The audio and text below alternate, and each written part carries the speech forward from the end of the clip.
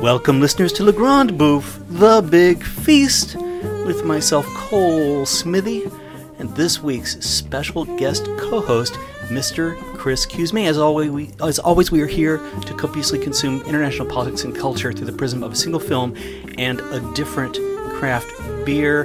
Chris Cusme, if you don't already know, the man, the myth, the legend, the brewer, owner, and entertainment at Fifth Hammer Brewing. Shucks. Yes, he does play the saxophone. Indeed. Welcome, Chris Cusme. Thanks for having me, Cole. It's such a pleasure and an honor to have you on this program to talk about Round Midnight. The honor is mine. This is 112 for you? Yeah. Insane. That's Episode awesome. 112. It's very fun. Good number. Not sure why. So, I want you to talk about Fifth Hammer a little bit and talk about the beer that you brought, because you brought a special little beer for us that goes with this movie. So, well, what's going on? This beer is a big, bold beer. It's a big beer in a small package. It's called the Iron Lotus, and it is an imperial porter. It's 10.5%. Ooh. And this one has, good 6 months of age on it. It's been aging in the can. This is a beer made for aging, and it's sophisticated. There's a lot of complexity to it. It's sweet. It's rich.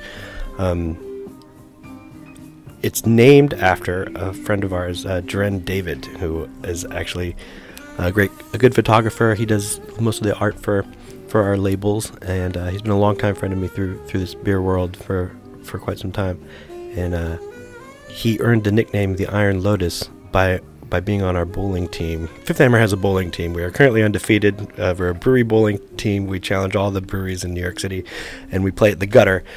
And we've won 3 times in a row. But Jaren is a small dude, man. He's a small little Filipino guy who is just awesome.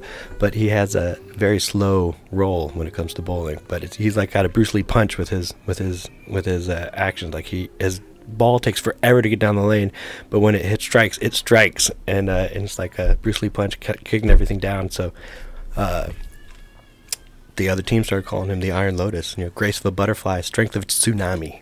And so this beer has so I can only imagine what that must look like. So really, he rolls the ball really slow. And half of our time is waiting for the ball to get to the other side, and then it'll just like hit stuff. I mean, actually, it's not always a lot of strikes. It's actually generally like he gets 9 pins down. He kind of ends up with 1 left all over. But anyway, that's an interesting strategy. I've never heard of that. Never heard of that. This has nothing to do with the movie really so much, but the flavor of this beer and kind of, to me, the sophistication of this beer and the richness and the depth brings me to this movie because this movie stars my favorite saxophonist pretty much of all time, although it's hard to say that about beer or anything in the creative. Like, you reach a certain level and then it's all about individual style. And this gentleman has so much style and so much profundity and everything he plays as a saxophonist.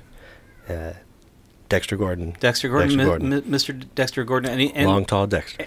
And so it's a composite of Lester Young and Bud Powell, the piano player. It's dedicated to them, yeah, respectfully dedicated to them. The movie is. So they created this. Bernard Trevenier wrote it, and I guess Dexter Gordon also contributed to the screenwriting. And it feels, it's a lot of the movies in Paris, and it feels like a lot of it was kind of improvised. Yeah. And certainly the music. Certainly the music. Well, the music was all real. And the soundtrack is you're watching them recording that soundtrack too for a lot of that stuff. It's so cool. It's rich. Yeah, the list of musicians real jazz musicians that are in this movie. Ron Carter, Billy Higgins, Herbie Hancock, Tony Williams. Yeah. And who's the vibraphonist? I'm totally blanking on the name right now. It's killing me. Bobby Hutcherson. Bobby Hutcherson, of course. Yeah. Who's constantly cooking throughout the movie, which I love too. Like I love that. The parallel of, to me, there's a parallel of making beer and playing music and improvising, which is one reason why I'm bringing us to this movie for me. Well, I want to hear a little bit more about Fifth Hammer, because you guys opened. How long ago did Fifth Hammer open? We are 10 months old as of yesterday. I knew it had to be coming up on a year. Yeah. Wow, time flies. So tell our listeners more about Fifth Hammer and the kind of beers that you brew and your vision and all that stuff? Yeah, so we've talked a moment about how I am a saxophonist. I'm a trained saxophonist, and music is my life and my love, which is a quote from this movie, actually. Dexter saying that, and what brought me into the love of making beer was to support my music habit. I was looking into different things, and I fell in love with the art of Zymurgy, and getting something from concept to glass is kind of equally as beautiful to me as getting something from concept to melody. And so I've devoted half of myself to this entirely. And Fifth Hammer, the name, comes from a story from Pythagoras. Pythagoras is credited with discovering the mathematical relationship between musical notes. And the story goes that he got into this because he was walking by a blacksmith or a forge, and he heard this sound. He's like, "What is that sound? That's beautiful. That's amazing. I got to find out what that is." And he walked in the blacksmith, and these hammers were hammering on an anvil. 4 of the hammers were harmonious with one another, but the 5th hammer was discordant. It was outside the realm of conventional harmony. So Fifth Hammer represents individuality to us and not having to conform to any norms, and that is our approach to making beer. We're not always super different. We're not always super normal. We are going with wherever we feel is right for ourselves at the time. We're making the beer we like to make, and I'm a promiscuous drinker and therefore a promiscuous brewer, and we like to have something for everybody on our taps in the tap room. How many styles are you currently brewing? Well, we have 4 fermenters. We just ordered 2 yesterday, which is very exciting. So at any given time, we're brewing 4 or 5 beers that are fermenting. However, in our tap room, we have 16 draft lines, and we generally have 15 beers of our own, and one of them is a cider line dedicated to local cider makers, primarily Jehiel Maplestone of Descendant Cider, New York's first cidery since Prohibition, I believe. And where are you located? We're located at 1028 46th Avenue in Long Island City, Queens, one stop from Grand Central Station. Oh, wow. Hop and skip jump from the Village Vanguard and the Blue Note. There you go. And the Iridium. And where can people find your beer? My beer is on rotation at a lot of the different craft beer bars, including the Blind Tiger, beer called Gebhardt's Beer Culture, St. Gambrinus, Beer Street, The Well, but primarily we've been selling from our tap room. We have a decent sized tap room, so I hope people will come visit us at our house and have the diversity of beer where you can count on it being there. We're currently, because of the amount that we are able to make, we've only been sending roughly 10 to 15% of our beer outside of our tap room, we've been very fortunate to have that opportunity. And so what are your hours of operation for the tap room? We're open every day. We open at 4 o'clock during the weekdays, 3 o'clock on Friday, and Saturday and Sunday we open at noon. And generally during the week, we're open till like 10 or 11. Goes to midnight on Thursday and then 1 a.m. on Friday and Saturday. So we try and keep the open hours. We want to be a kind of a cultural hub of the community. Like, we're very dog friendly. We get lots of babies, lots of dogs, and I play music every Wednesday. We improvise based on the beers that we have with a bunch of different musicians that I've been playing with throughout the years here in New York City. I heard about that scene. Yeah, it sounds like a pretty fun scene. It's great, man. It's called Beers for Ears, and we have a great time. And so that's on Wednesdays. What hours? That's 8 to 11 every Wednesday. There you go. Yeah. All right. And we taste down every one of our beers. The band tastes down every one of our beers in 2-ounce pours in roughly like 8 or 10 minute intervals, and we just improvise based on the beer that we have on tap. And it's pretty fun, pretty interactive, and it's pretty open. It turns into a nice jam session, too. There's a great Long Island City musician scene. That's great. So, Le Grand Bouffe listeners, we have listeners all over. I've noticed that we've been getting a lot of traffic in Canada and Norway and Germany lately. So, if you're ever visiting New York City, make it out to Long Island City and visit Fifth Hammer. And please come. Especially on a Wednesday night, you can hear Chris play the saxophone. Yeah, man, and bass. Play saxa bass. Nice. All right, well, let's get a little taste of the Iron Lotus. The Cheers. Iron Lotus. Cheers. This is a good clink. Mm-hmm.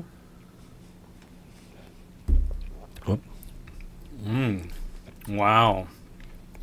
That's velvety. Velvety, yes. My saxophone nickname once was the Velvet Hammer. Oh. for what it's worth.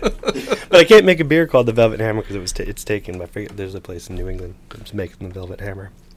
So, well, all right. So you came yesterday and we had a little chat, and we drank one of your other beers. It was a sour. Right. Mm-hmm. So talk about that beer a little bit, because I'm really not a fan of sour, but I really enjoyed that beer. Thank you very much. That was basically a kind of 50% wheat, 50% Pilsner base, kettle soured. So it's What's the name of it? An American sour. It was just our summer sour, blackberry. Summer sour blackberry. And I made 3 versions of that beer. I have a fun tank at the brewery. One way I'm able to make 15 different beers at the brewery with only having 4 fermenters is oftentimes I'll take a beer and be like, wow, that'd be really good with X puree or X spice, or a little version of that would be nice with some French oak or something else. And so I'll take a little bit of the beer that I have and I'll throw it into my fun tank and get basically a 2-for-1 kind of deal by throwing other things into it in the fun tank. And so for that sour beer in particular, I split it up 3 ways. I did 5 barrels with passion fruit puree, which was awesome. It was very, very, very bright, and that one was more tart, more sour, because the passion fruit itself is such a lovely fruit, but a sour fruit unto itself with a very low pH. It doubled down on the sourness, and then I took some of it and I hit it with tart cherry puree, and I did all these at the same dosing rate. The tart cherry actually didn't take over as much as I thought it would, so it's more of upon the finish on the swallow, you get that real tart cherry kind of thing, but it's nice, it's elegant, it's like nothing too strong. They didn't take the color very much, but the blackberry got a lot of the flavor, same dosage rate. The blackberry got a lot of flavor and doubled down a little bit on that sour note, and you see it through and through, and it has this really nice frothy pink head and this really great red hue that was really, really cool, and we really liked that beer, so we ended up canning it, and that's what we had yesterday. With all of these, I threw a little bit of French oak in there to kind of give some tannins and balance it out, and a little more than a regular kettle sour. Kettle sours tend to be one-dimensional, depending on what kind of bacteria you're using as your inoculant to get a sour beer. But you throw a little bit of oak on there and give it some age and time, and you can get something pretty fun. Wow! So how long have you been brewing? I've been home brewing since 2001. I've been professionally brewing since 2011. And it is 2018. Correct? So where were you brewing in 2011? 2011, my friend Chris Post and I opened a brewery in Western Massachusetts called Wandering Star Brewing Company. However, it was in Western Massachusetts, and I wasn't about to move to Western Massachusetts as a saxophone-playing New Yorker. So I really just kind of went up there and brewed like once every 3 months with him, or like once a month. It turned into 3 months to 4 months, or like was very infrequent. And then, but I stayed primarily representing us here in New York City. At events and doing sales. And then in 2012, I got a call out of the blue. They were like, from somebody saying, hey, do you know anybody who wants to help over at this little brew pub called 508 Gastro Brewery part-time? And I was like, part-time? I love part-time, and I would love to work with the brewer there.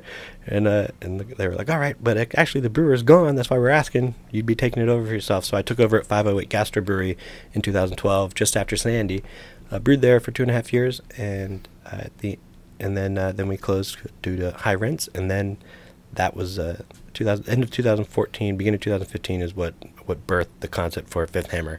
At the same time as my wife and I started a gypsy brewing program, Couzette Libations. We host a podcast called Ferment About It.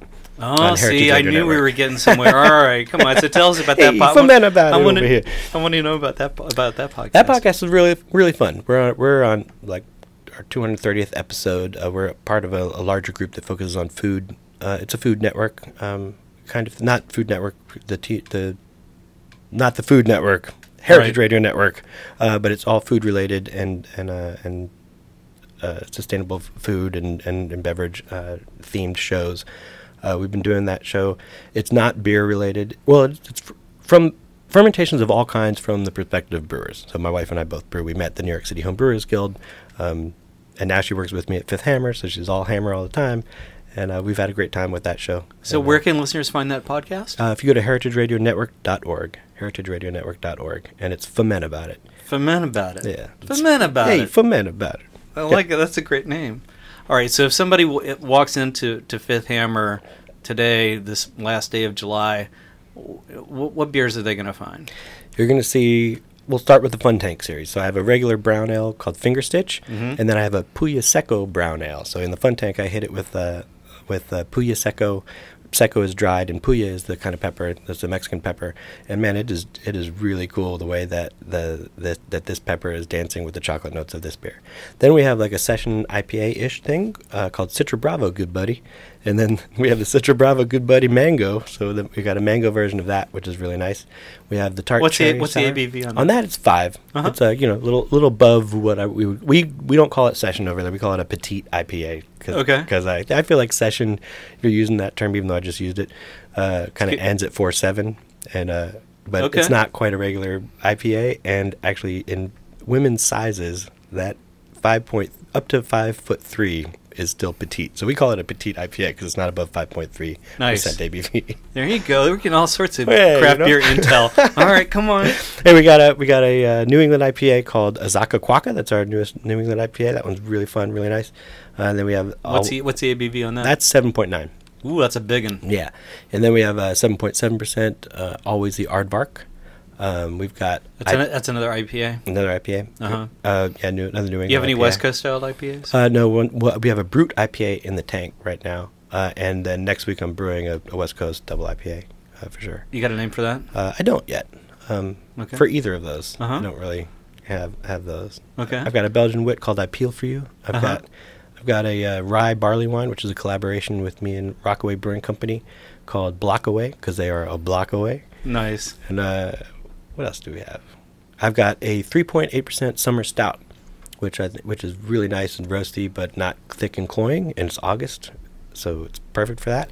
And then I have the Fun Tank version of that, which is that with toasted coconut, so toasted coconut stout. Sounds good. I've got a collaboration with the New York City Home Brewers Guild. It's our 30th anniversary.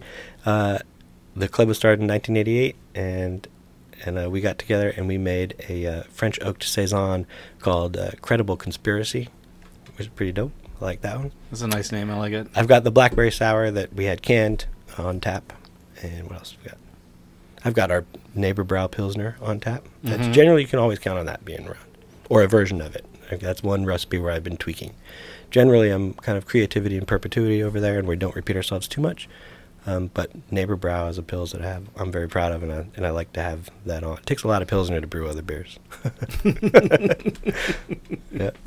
All right, I like all this insidery stuff about craft beer because we bill ourselves as this movies and craft beer podcast, but you're the first brewer that we've had on the program. So really? Yeah. Oh, so thanks for having me. No, it's cool. So it's really fun to get some insidery craft beer stuff. And I just want to hear your thoughts about craft beer in America and how the industry is changing and how it's growing. It's grown so fast in the past 5 years. I'm just curious, what you think about this, the state of craft beer. There's a lot to unwrap because it's a really crazy market right now. I mean, we are growing at an alarming rate, and it's changing kind of a lot of what's happening is we're changing the model of what it means to be a craft brewer in America. Used to be that people would focus on being a giant regional brewery, but thanks to certain state laws that allow you to sell from your tap room, you're able to drink at the source and have you're able to directly relate to the consumers and with your clientele and directly deal with people. That's better for us with margins, which in New York City is really important given the state of real estate and the price of real estate here. I think that's why we're seeing just locally such a big boom in New York City. When I started at 508 Castro Brewery, there were only 6 breweries in New York City, and now there's 40 or just above 40 now. And that's thanks to state laws that have kind of opened it up to being able to do that and have these tap rooms that are these communal hubs. But nationally, that's happening more and more nationally. People are kind of carrying and noticing what means this fresh beer and appreciating it. It's really hip. I mean, as far as where we're going, I think that it's going to continue in that way where the big regional breweries who are trying to take over the world or take over the U.S. It's becoming harder and harder for those people that expand too fast or that don't have it, or even to make that sustainable, because we're also creating an audience that is not necessarily that loyal. Like, you go to any craft beer bar and like if people have had it already, they're not necessarily excited about it. I'm that guy too. I'm like, what have I not had? Oh man, I want to try that. Oh, I've already had that. I want to try the new stuff. And it makes it harder for us as brewers because we can't rest on any laurels of any one single beer. But actually, for me, that's exactly why I'm in it. That's exactly why I love craft beer. I love the infinite places we can go flavor-wise and where the palates kind of dictate and where we are, especially myself. I'm pretty restless in my wants. Well, I love all this free-form thinking because it really directly links into this movie and Dexter Gordon. And I love, there's a part in this movie where Dexter Gordon's talking, it's toward the end of the movie, where he's talking about how, this guy came in and started using 6s and 9s, and then started using 11ths and 13ths and all this, and I mean, we know if you play jazz or you're a musician, you know what that means. And so what you're talking about with the craft beer, it's kind of insidery stuff, but by the same token, there's a lot of people who do know what that means. And I think it's this is an particularly interesting movie because it gives the musicians a lot of playtime, and it also gives that perspective on what they're doing. Absolutely. There's a lot. I really appreciate how much love they gave to the music itself for that. And even in some of the stuff that might have been ad-libbed by Dex, the nod to the profundity and the importance of what it means to be a musician and what it means to be devoted to a craft and to an art. And how it doesn't, not everybody else needs to understand it or be there for it as long as we have the people doing it. And I feel like there are a lot of brewers that, their heart and their soul is everything in this. And when people are listening to it, they don't have to know that it's a 9th or a 13th or a 14th or a 7th, the 11th or a sharp 5. They just have to enjoy it because it's good. But we have to care about that, well, sort of. We don't want to, when we're making music, we don't want to be like, we're not doing sonic architecture. We're not being like, okay, now I'm going to play 11th, then I'm going to go to the sharp 5, and then I'm going to then resolve and make an appoggiatura, and I'm going to make love, and the resolution will be made, and it'll be great. It's like, that's how, when you speak, you don't say, okay, I'm going to take the word can and not drop the O, put an apostrophe over there, and say can't. First of all, you should never say can't, anyway. It's always can. But when we're saying that, we say it just because we mean it. We're not thinking about the how, and music is a language, and so is getting something from concept to glass. You have to understand the structures and what it means and the science of how to get something to existence so that you can just think of something and make it go. And that's the brewer's art, and that's the musician's art, and there's a love, and it takes a certain person that really likes doing that to getting there. We all speak because we have to. And the saxophone, like the trumpet, it's a melodic instrument. It's not like a guitar or piano where you can play chords. You're playing note to note to note, so everything is melodic. Your thinking is, and it's so connected to your breathing. I played trumpet. Was the first instrument that I played when I was in 6th grade. I lugged my trumpet to private school every day on my little bicycle, and it was painful. Why? Well, guitar's less painful than guitar. No, because right? It was heavy. You had to strap tie it onto the front of the handlebars, and ride 3 miles. I started as alto and then went straight to baritone saxophone, and then that was like the Barry was like as big as I was. So. Yeah. You need a car for that. Yeah. Oh yeah. Yeah.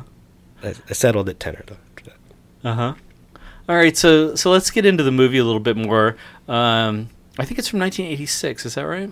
Think so. Maybe 87. It's set in the 50s, and Dexter Gordon plays Dale Turner, who's this alcoholic, almost washed up but not quite saxophonist. Very sad about Dexter Gordon because he died only 4 years after this movie was made. Right. Dexter Gordon, big tall guy. 1990. Long, tall Dexter. There you go. Yeah. There you go. Yeah, 6'6", this guy. And so he really is a towering figure in the movie.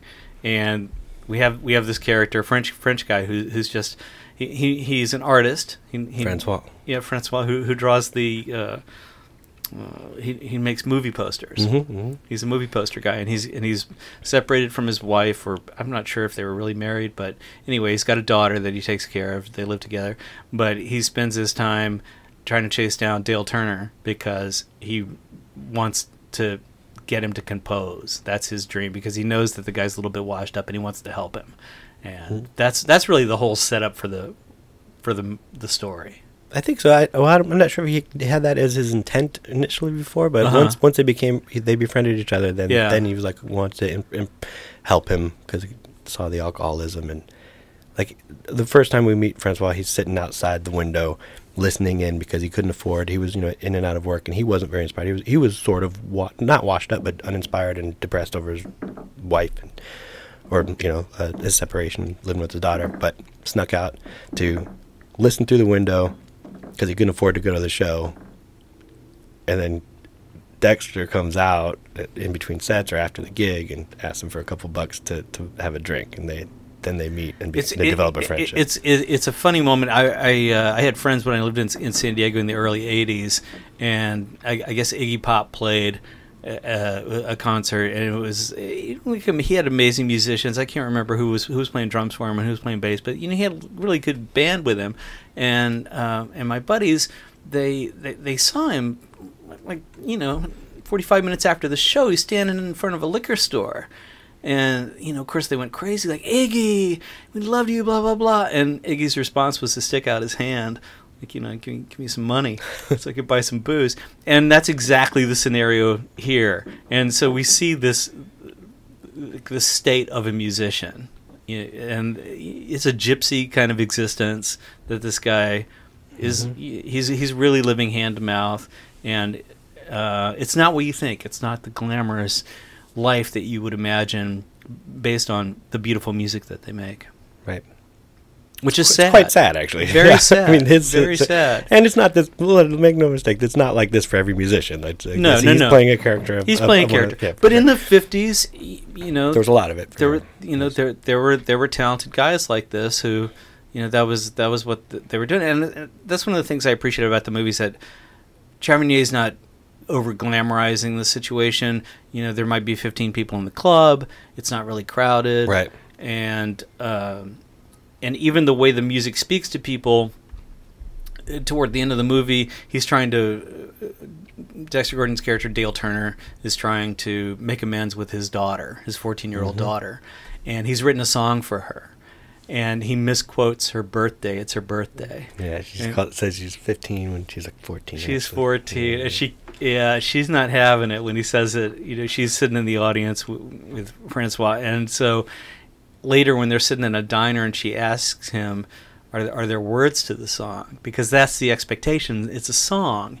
And, of course, he says, you don't always need words for a song. And she's not having that either. Right. And that's, I think... Still finding that issue. That's a really interesting distinction, I think, and that's something about jazz. I think it's sad, the state of jazz, that there's so few jazz clubs and people don't really have that admiration for the music anymore. Things have changed, and for the worst, I think. Agreed. And he actually said something in the movie too, to this regard, sort of thing. He was talking about these young kids, and it sounded like they all sound the same, like they all had the same teacher or something.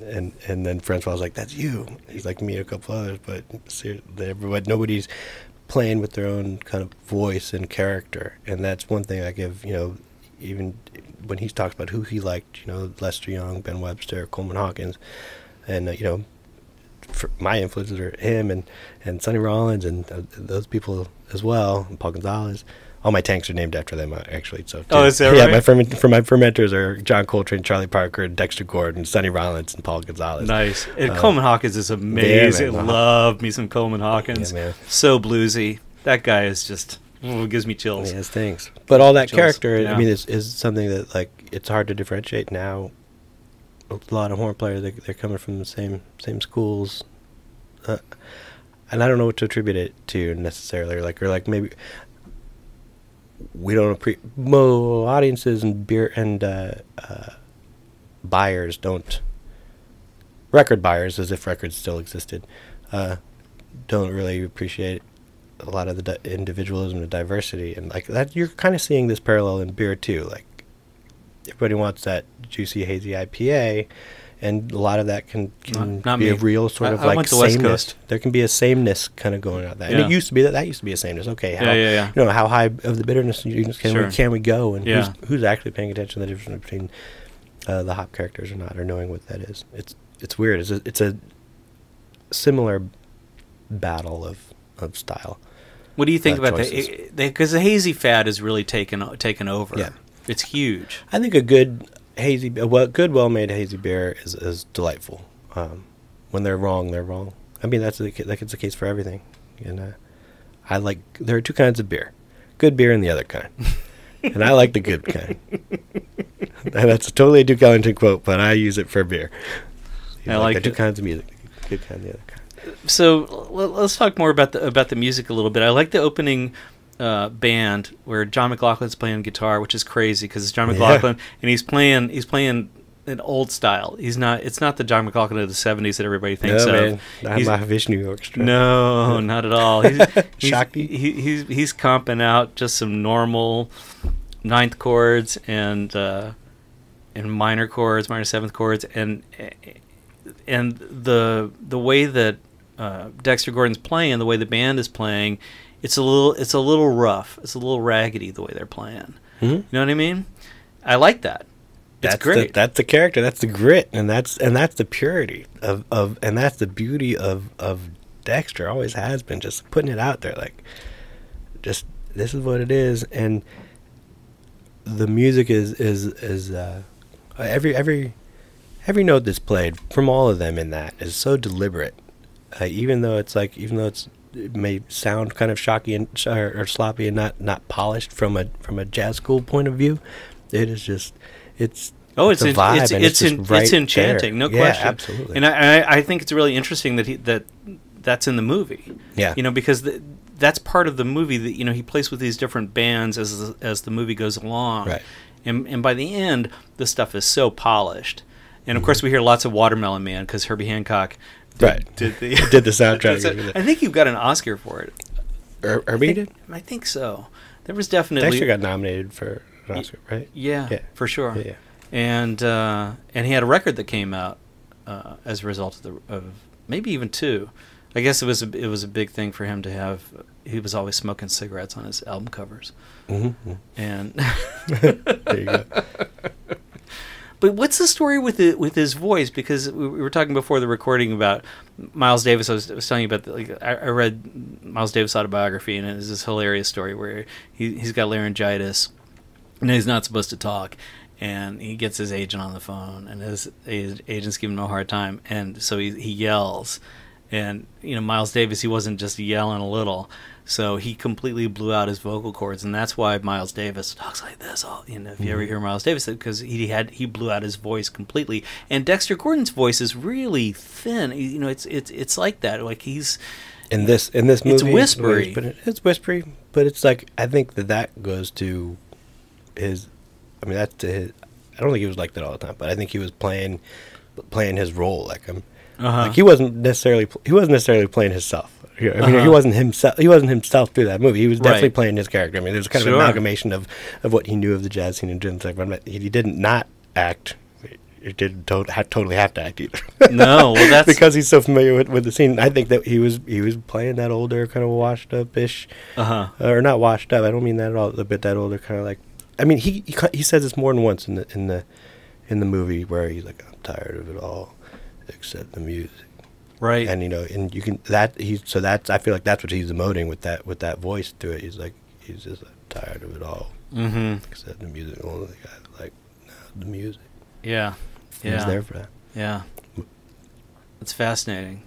So, but I don't think there was anything in life that kind of gave him a voice that was different. He always had a real rich deep voice. And depending on how much air he put through there. All right, so I want to talk more about the bands and the musical sessions that we see, because there's a recording session that happens. There's a lot of live performance stuff too that happens, and so I just want to hear you talk about your take on what they're playing and when they're playing it. Because Watermelon Man, I mean, obviously everybody knows that tune. You hear it's Herbie Hancock It's a genius tune. Yeah. I love his story about sitting down to write that, where everybody thinks that you just you're a musician and all this stuff. It just pours out of you. Sit down and then write it. But no, I just you have to think deliberation about it. It takes time. I think he was really proud of that song. I like that song a lot. Yeah, it did not get played live in the movie. It was the background of several scenes, or was there in different scenes. Yeah, for sure. But I really dug Herbie's playing from the beginning, from the live stuff. It was interesting because I think for this, around his time, was he with Miles at the time too? What was the time for this for him? Yeah, it was. He had definitely. Oh, it was after. I think it was after. Yeah. But he was definitely throwing back to some style that he was familiar with. But you could hear his upper extensions and just his freedom and looseness, but also nod to that. He had style. He was Herbie on that. While it was old school music he was Herbie, and that was great. Same thing with Ron Carter when he was playing in there, and of course Wayne Shorter going in there. It was cool to see Wayne Shorter kind of play with Dexter, because he got this kind of behind the beat vibe when he was playing the soprano on Rob Midnight, and that beginning. That was it, man. And Bobby Hutcherson. I always loved Bobby Hutcherson, and I just think it's a trip, because all throughout the movie he's making peas and rice. He's got ribs in his room, and then he's playing the music and just getting in there. Yeah, they're living a kind of a communal lifestyle where the Butter is the Buttercup. Yeah, Buttercup is kind of hosting this not hostel, but this hotel with this floor that has a couple different musicians, including Herbie and Bobby Hutcherson, and everybody's door is open, and mm-hmm. Yeah, you want some beans and rice? Yeah, it reminds me of college, hanging out with some serious musicians. Yeah. We're all cooking and talking, doing other things. When it's so easy to get so into something that it's all you're thinking about and all you're doing. But with music, if you're not doing something else, then what are you singing about? What is there? You got to live life. Charlie Parker said, if you don't live it, it won't come out of your horn. Right, there's got to be resonance. Yeah. You can't have, you can't. It doesn't exist in a bubble. Right. Yeah, I like Ron Carter a lot because he smiles though. Yeah, he's got that great smile. I love that Ron Carter smile. Yep. He's always smiling. Yep. And when you talk about the kind of development of how the movie went down, or how the music changed throughout the movie. Mm-hmm. You got Freddie Hubbard in one of those in the New York performance, mm-hmm. And that was pretty hit, mm-hmm. because he plays clean, and it was interesting to see that dichotomy. And then the closing song was more of a bigger arrangement of one of Dale Turner's earlier songs, and it was a big, almost Hollywood Bowl-ish looking performance, where they were paying tribute to Dale Turner, who had passed 2 years prior to that concert. Oh, did I just ruin the movie? Dale dies. He's an alcoholic jazz musician that dies at the end of the movie.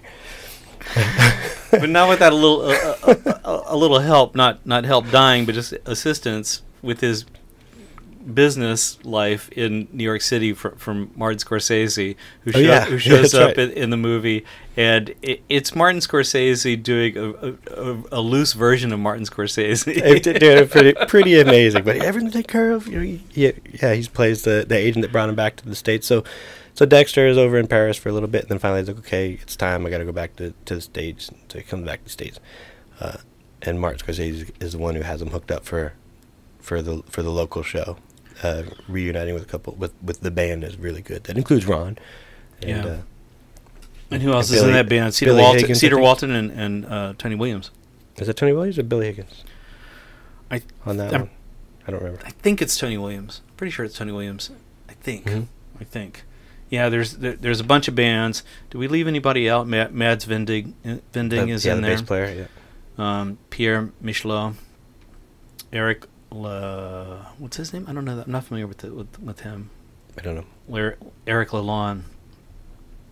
But yeah, the Scorsese. I love the scene in the car, and he's comparing the traffic. Oh, I've been to Paris, and of course Scorsese's talking really fast, and Francois is trying to keep up with. You could tell because his English isn't that good, mm-hmm. and Dexter Gordon's in the back seat. Scorsese's going on, as is Scorsese's style, about, oh, I've been to Paris, and yeah, what is it, the Arc de Triomphe, the Arch of Triumph, and all the cars are going around. It's like bumper cars, like we have here in Coney Island, and New York's not for everybody. He's just going. He's going off. Fast. Yeah, you got the New York pace for sure. Oh man, it's awesome.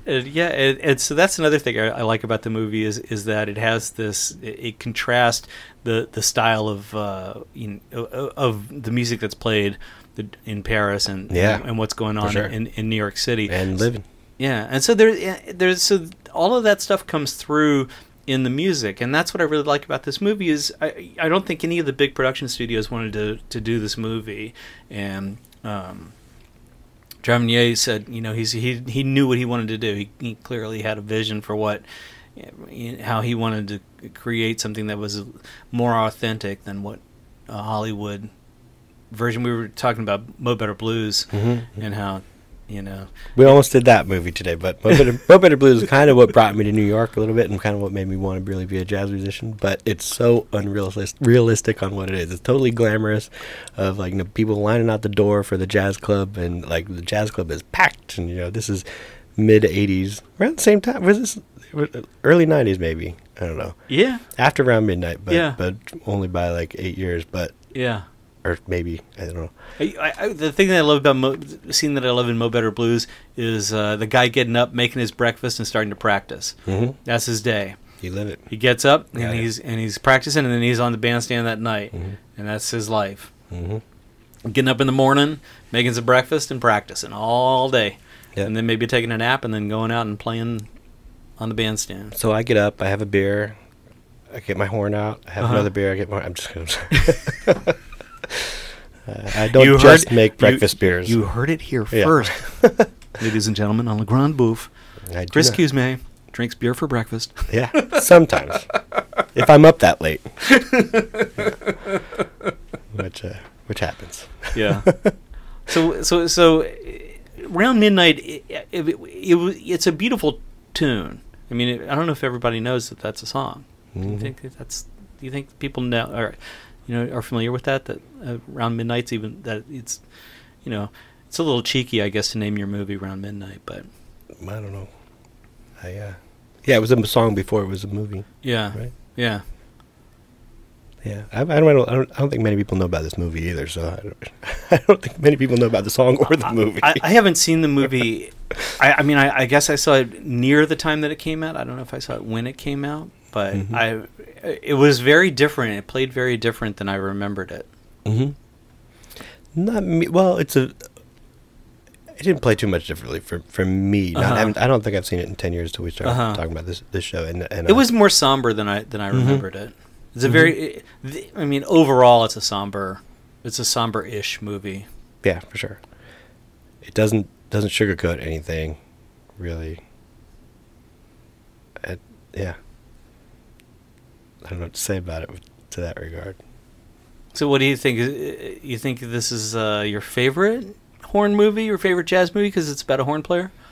No, I don't care whether it's realistic or not. I think I'd probably still go with the happy-go-lucky Mo Better Blues kind of thing, even though there's a somber thing in the middle that kind of ends all right or whatever. I also didn't hate Bird, even though it wasn't really very realistic as far as that harped too much on his habit. Yeah, Charlie Parker. I don't have a favorite horn movie, I think is what I'm saying. And I've never seen a man with the horn. Like I listened to the soundtrack because the Miles thing. I love that album, and that's a cool fusion time.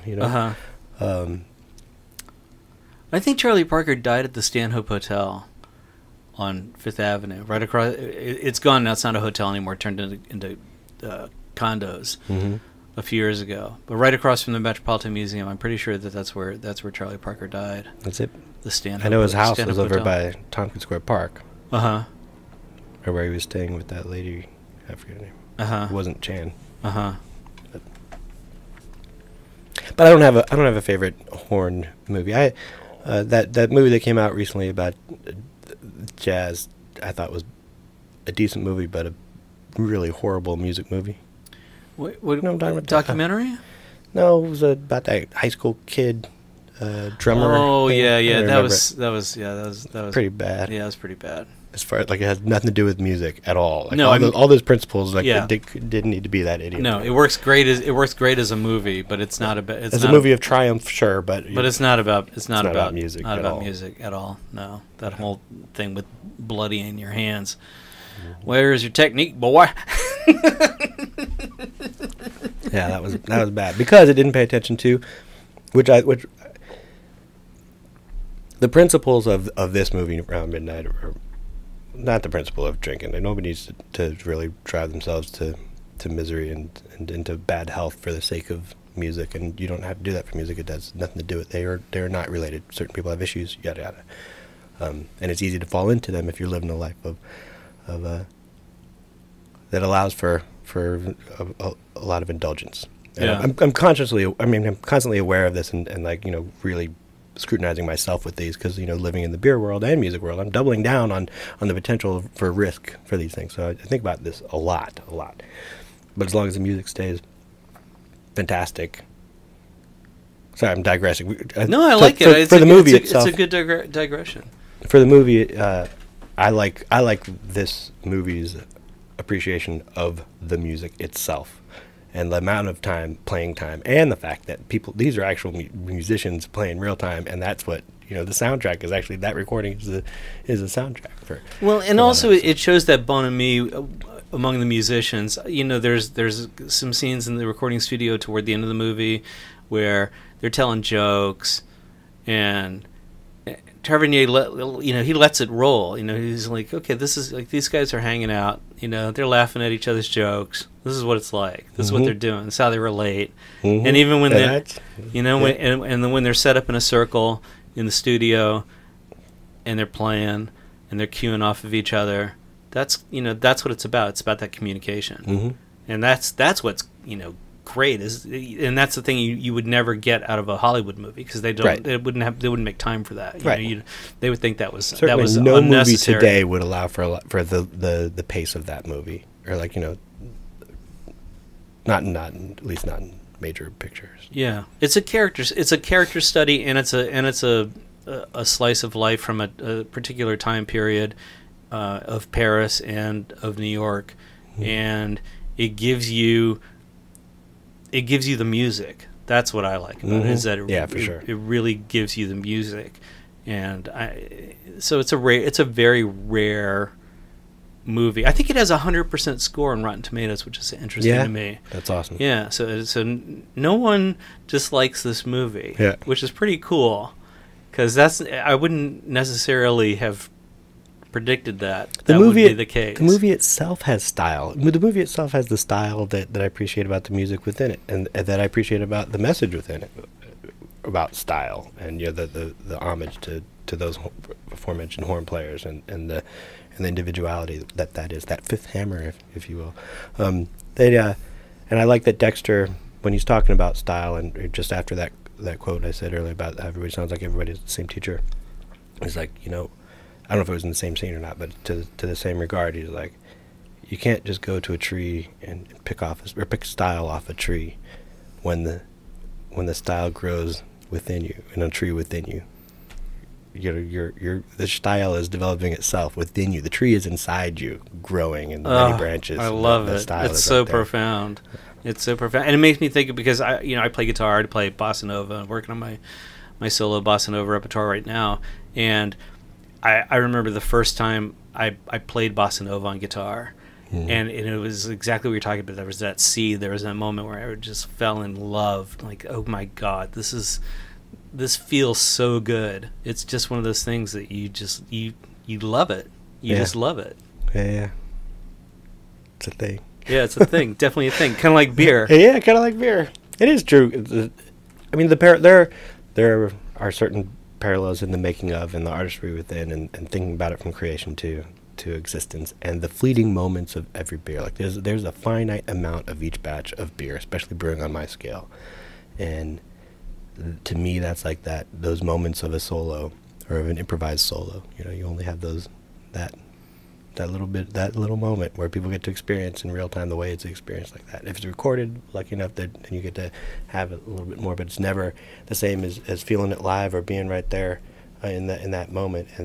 And if it is recorded and you are able to experience it again, your experience is different based on your mindset, much like drinking beer.